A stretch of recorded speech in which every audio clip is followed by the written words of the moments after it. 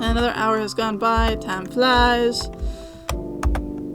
Are you ever tired of being nice or you want to go apeshit? Dear Uncle Jerry's grandpa, his famulus has kids now. I just don't know what a famulus is. Alright, where's Brick? Actually, I should save, just in case. Just in case. There's light on in Brick's room, or at least you think there is. Kind of obscured by a massive hulking shadow. Brick must have come back upstairs. Going to Brick's room? Yeah, let's hang out with him more. He's cool. The man is standing in front of a half-filled bookcase, clearly thinking hard. Hey. Brick turns around, sighing heavily. No point in telling you to leave. Come in, I guess. There's like a couch. You'd rather stand. Just wanted to ask if you heard anything from Yancey. Oh wait, I think I've been through this before. That's why it's familiar. I think I talked to him before when I had to like talk to someone else. So I think we've seen this. Least KG guy, yeah. You've no doubt he'd said something to get you off your back, but anything to say? No. I wonder if he's texted or called anyone else. He hasn't responded to the group chat, but I figure maybe he's just got beef or something. I don't own a phone. He says this if it's just the simplest thing in the world. Or like, you know, normal? Also, I don't know what a group chat is. How do you not own a phone? I tend to break them. Most technology just...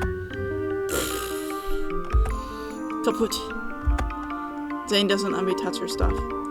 Like, I know you're an old man and all that, but like, you're hip to the times. It's not too late to learn. Think about how much fun you could have with emojis. Older than you know, kid.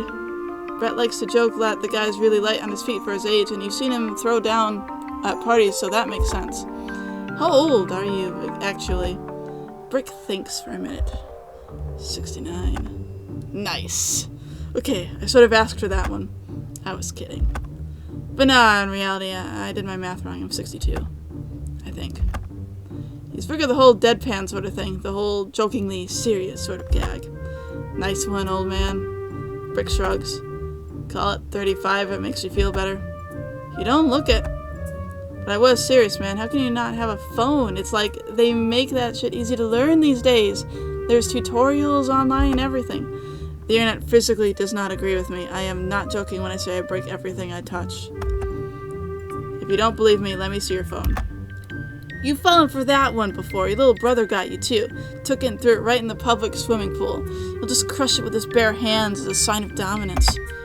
Yeah, I believe you. You absolutely do, if not. But some old people are just stubborn. Kira's the same way. Okay, so he and Kira are Lasombra, and they can't use technology at all. Okay. I don't remember that working that way in the books, but, like, things probably changed in the newest edition, so let's see. Come to think of it, you've never seen her use a phone either, and she absolutely refuses to participate in any of Brett's occasional shitpost videos. Eventually doing shitpost videos is actually really funny now. To the point where she threatens to take his phone from him if he doesn't delete them, and he's scared enough that he immediately concedes. Every time. She doesn't seem like the easiest friend to have. A lot of anger issues there, but you digress. Yeah? One time she broke Zane's controller. Oh, so it's like gamer rage. I don't know what that is. But no, it's genetic. Gamer rage can definitely be genetic, you think? Breaking technology is sort of a Lasombra thing. Wait, so hang on, does this mean that the others have a different thing? And wait, are you and Kira related? She's my daughter? Really? Huh. It's not really the dynamic I would have pegged you guys. I'm going to be real. Brick shrugs. She was, unplanned.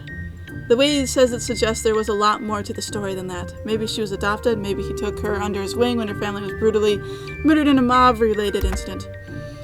Oh my god, maybe he killed her parents. Also, to answer your question, yeah, those have different shit going on. I only know some of it. Like what? You have absolutely no idea where this is going to go. Brett's a picky eater. That's actually a very light way of putting it. Now that I think about seeing this chat before, I didn't think much about the statement of Brett being a picky eater, but Ventru's weakness is that they can only have, like, particular types of blood. And I think it's different for each Ventru, but, like, in the books that I have, like, you could get a Ventru who could only eat, like, young guy's blood, or something along those lines. Like you have to eat very specific types of blood. Not even like blood type of 00. Like you can do something like that too, but like usually it's something along the lines of like only drink the blood of virgins or something along those lines. So if they try to drink any other type of blood, it won't settle for them. They'll throw it up. So Brett being a picky eater is true. Yeah, we know. You do know this to be a fact. Brett won't eat like 90% of the food people bring into the house. Plus, like, the man's hated the garlic since you met him freshman year, which is the most effed up thing imaginable. He's always been a picky little shit. Don't know the specifics of what's wrong with Zane, but I'm pretty sure she just likes killing people. On one hand, you think you're lucky stars that this guy is so willing to talk to you instead of bash your face in. On the other hand, who just says stuff like that? Zane likes killing people? You hope he's talking about her video games. You hope that he's talking about her video games. I've heard people like her just, like, brick gestures vaguely. They get really absorbed in it, you know, lose track of time, and then before you know it, bam, they're really good at it, like, technically just made to be killing machines.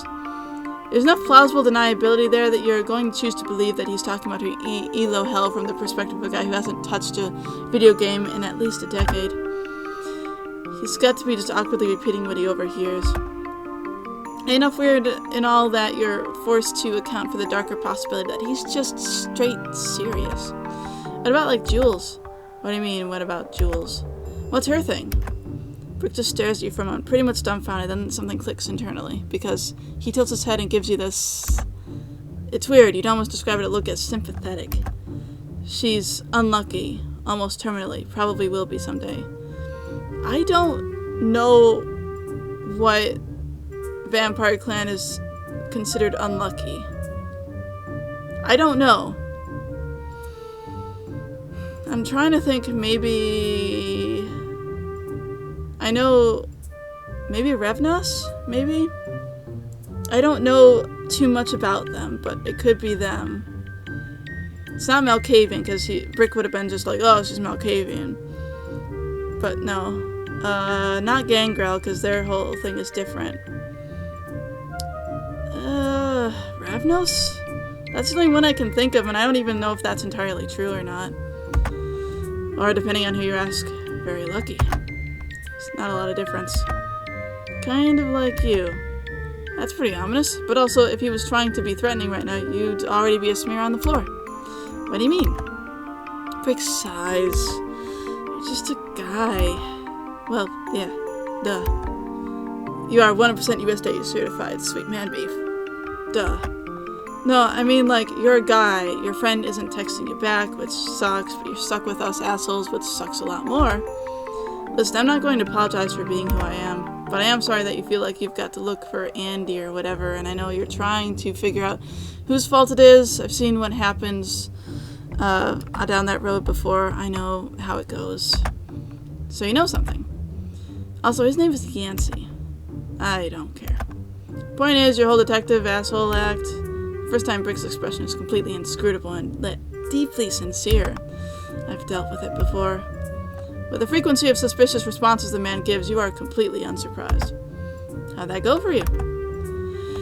He sighs. Decently for me, less decently for them.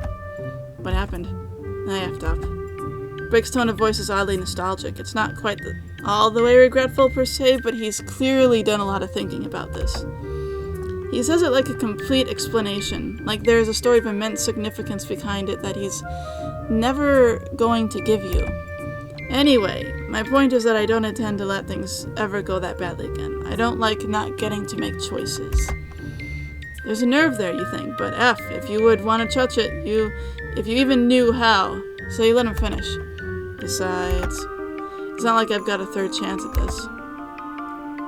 You wouldn't rather say something, anything, but Brick walks past you towards the door in a motion that is more sudden than quick.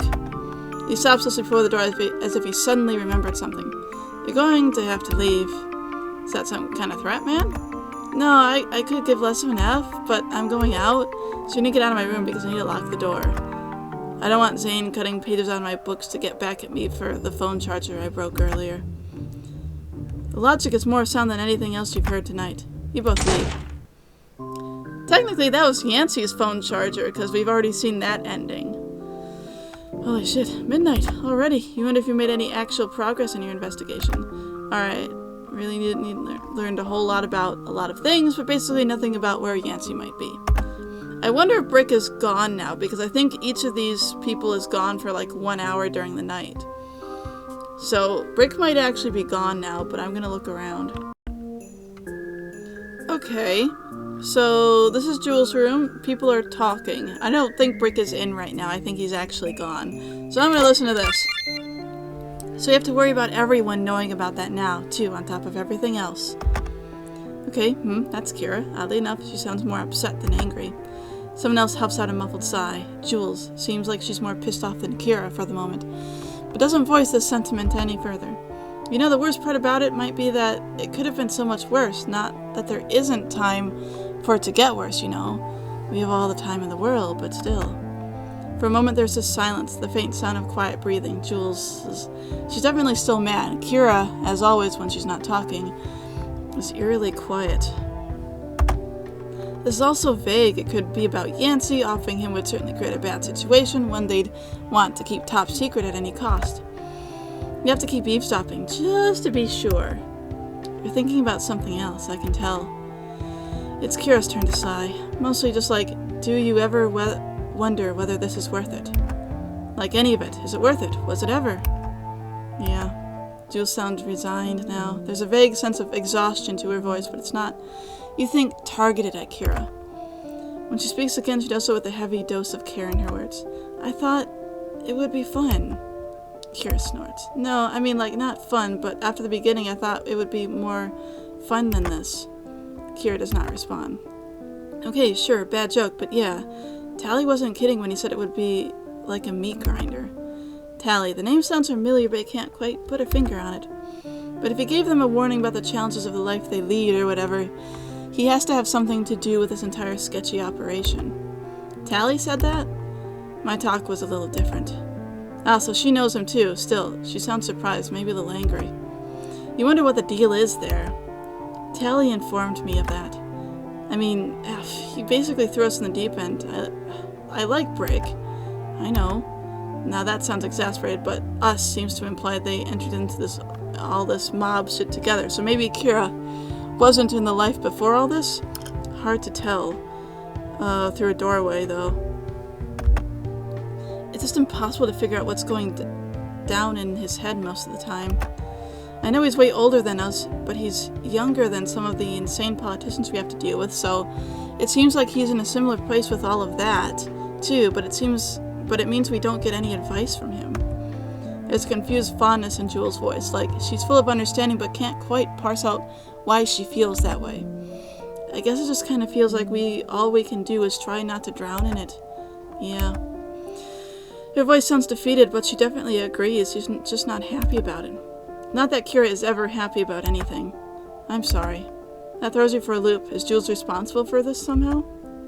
Given how scary Kira is, you'd have assumed that, if anything, she was the one who dragged Jules into this mess, if they didn't get sucked in at the same time. But it's looking like you might have been wrong about that. Jules, you don't need to apologize for him.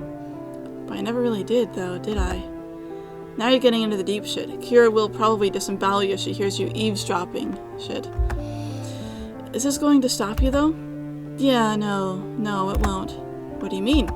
I mean, we never really talked about what happened. Ever. Oh. If they decide to do that while you're in earshot, this is like the luckiest break in the entire brief, yet dramatic history of your investigation. Goddamn. Even if this ultimately doesn't help you find Yancey, it's some seriously juicy gossip. Yeah, that's not on you, though. That's on him. Is it? I mean, sure, yeah, it is, but it's not just on him. So boiling it down to the facts, Brick did something, two of them got into deep shit. Tally had some involvement. No, you're right. It's not just his fault. Yeah, so I'm not just apologizing for him, I guess. Wait, hang on. There's a drastic shift in the tone of Kira's voice, as if she can't quite believe what she's hearing, and you struggle to follow the thread, but for sure, she has a better idea of the situation than you. Stop. Whether you like it or not, it's on me too. I'm the one who got us into this mess. No. The one who got me into this mess is me. I dragged you into this.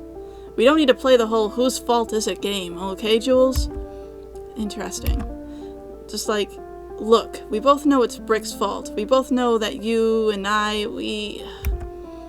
both of us made mistakes. But for a while, all we've been doing is what we can do to survive, you know? So Brick got them into his life, close enough together that they can argue over whose fault it is, and they're in too deep over their heads. For a moment you feel a little bad for the pair of them, but if that's the case, maybe they're responsible for Brett ending up in deep shit, and you can't effing abide by that. He's your homie. I guess. But I can still call my parents every couple of months or whatever. Just let them know I'm still alive, distance myself slowly, cut ties gently, all that jazz. You can't. Wait. Holy shit. Are her parents dead? Did they have to kill her parents on the way out? Is that why they have to leave Chicago in a rush? I completely effed up your life. And I got you the rough end of the stick. I did that perfectly sufficiently by myself, thank you very much. Jules does not contest that. There's an uncomfortable amount of sincerity in Kira's words. At least he's incapable of actively trying to get us killed. You see, she, too, goes to deflect with sarcasm approach to the conversation at school. Or if he was, he'd have done it already. It's a very tired laugh, not quite a giggle, but something in the vague, nebulous vicinity of it. It'd have been way easier to just have us killed in Chicago, yeah. Would it? What the F? I keep meaning to talk to you about it, actually. I just don't know how. I never know how. Yeah, secrets. I feel like such a shitty friend. Yeah, you probably backed that statement, considering it seems like there's a decent chance that Jules was put in some situation that could have resulted in her and Brick literally killing Kira. And whatever the F happened with Kira's parents, you think, listen, it's a hard thread to follow, a lot of moving parts with this one. You're a good friend. I just feel really torn. He makes everything complicated, you know, like I just like the guy even if sometimes I don't. But then give it 5 minutes and I do, you know? More silence. Jules' last question carries the vaguest hint of a plea. Kira, on the other hand, is speaking barely above a mutter. You have to actually strain to hear her. Yeah, I guess. A moment passes, then another moment. You're about to make your move and leave before they find you, awkwardly pressing your ear to the door before someone wanders by. But then... You hungry? It's quiet, almost a whisper. Complete effing non sequitur. You don't have a response from Kira. There's a soft mutter, but it could be an affirmative or a negative. It's basically impossible to tell. Go for it. But before they get up to leave and grab a granola bar or whatever the F their unstated plan is, you make your exit before the silence betrays your presence.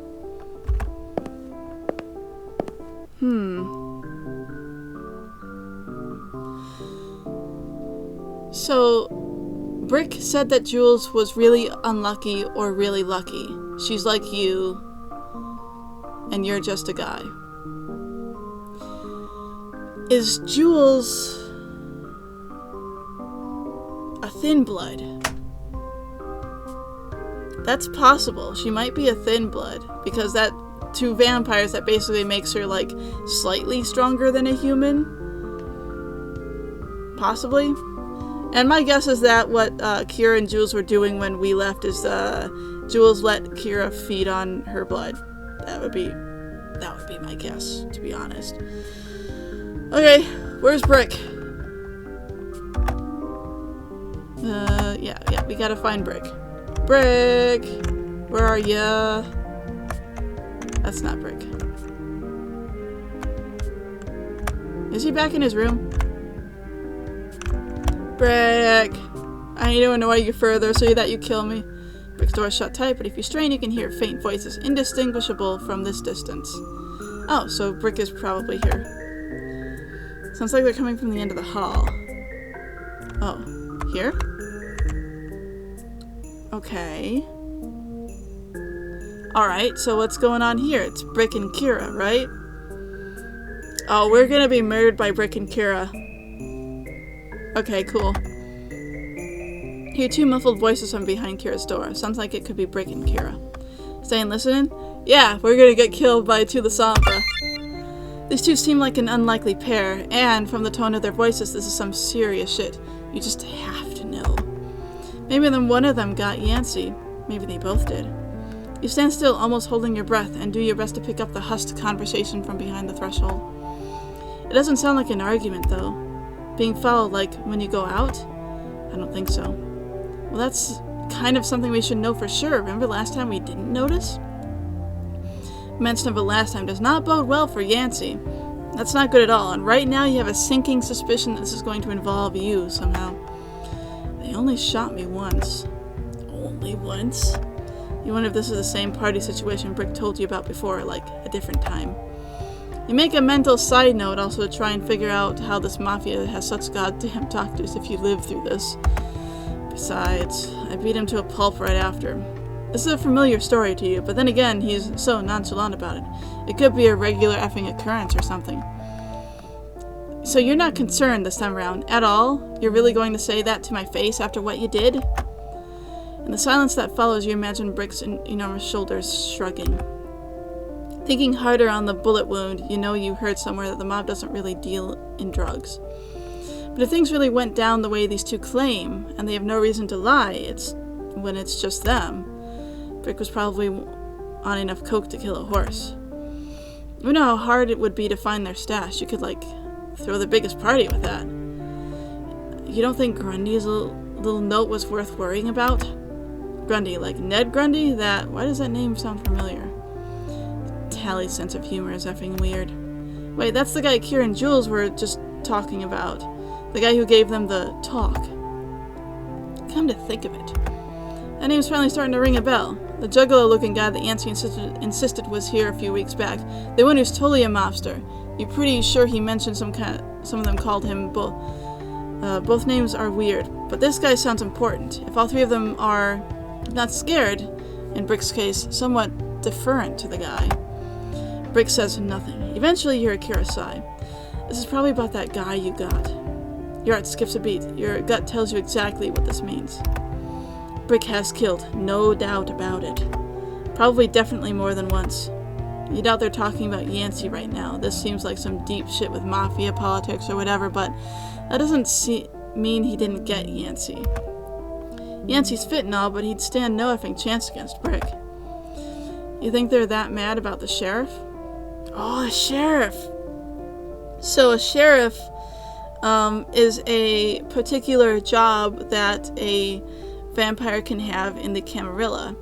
The sheriff is basically the one that enforces all the rules of the prince, who's sort of in charge of all the vampires. The prince is in charge of all the vampires. What the prince says goes. The sheriff is the enforcer of those rules. They sort of take out anyone who might possibly be a threat to the prince, or whatever the prince tells them to do, basically. There's a short chuckle from behind the door. You know, do not finish that effing sentence. I didn't kill the deputy. Before you remember that you need to be quiet, you almost match Kira's annoyed groan. But, jokes aside, if this was an actual sheriff, you'd think it'd be a whole thing in the news. If some 6-foot something snapped their neck. So it must be another code word. Could always be about you, I guess. You didn't think Kira's voice would get any more serious, but the tone of her response as she cuts off Brick is utterly chilling. Don't. You and him are the only ones who know. It can't be. I didn't slip up on any of that. If it is, it means either he leaked it, which he has no incentive to do, or it's my head on the line too, if people find out. Just saying. Yeah, it is. Yours and everyone else in this building. Right. Because if Brick makes another vampire, the Camarilla rules state that vampires cannot be made unless if they have the consent of the prince, basically. So if a vampire is made, like if Kira was made without the consent of the prince, then Kira would have to be killed, and so would Brick. And I guess since everyone else in this house kind of knows that Kira was turned to a vampire by Brick, that means everyone else in this house would have to die too, if I'm understanding the situation correctly. That doesn't sound good. So Brick's murdering Kira is worse? What's worse than a murderer? You don't particularly want to find out. So it really sucks when you try to leave and then trip. It's not quiet. It doesn't stay quiet. There's a noise from inside the room. You run. You're out of time. Maybe you can lose them in the halls.